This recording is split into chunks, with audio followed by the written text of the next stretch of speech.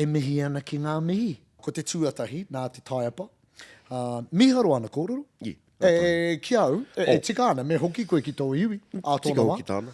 Iringi ko te mea tuarua. Koe te mea hāti kihi ki au. Ai, te tuhine Thamesin. And in terms of the Haka Yarns, well, it's yarns, ne?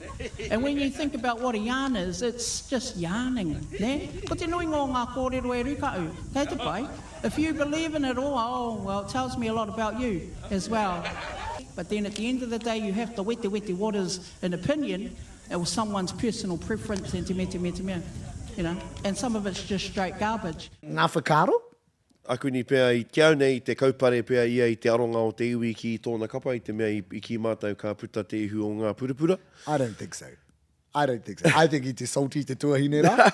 E mihi ana ki ōna whakaro, mihi ana ki āna kōrero. Still though, let's go. Wā, e mihi ana hoki ki Te Kāhui Maunga nā te mea i tino ki te au, kei te mohi o rātou ki te hōtaka no reira. Ngā mihi e rua i kata te maria. Ai. Koira, ana ka hoki ki te tūāpapa o nei kōrero nei, ko te kaupapa o Haka Yarns he whaka ore i ngā whakaro o te iwi ki ngā kaupapa kapahaka. Some people will like Haka Yarns, some people won't. Engari, this is the only platform that we have to wānanga these kaupapa. Nā reira, kia manawa nui mai. Chirp. Yeah.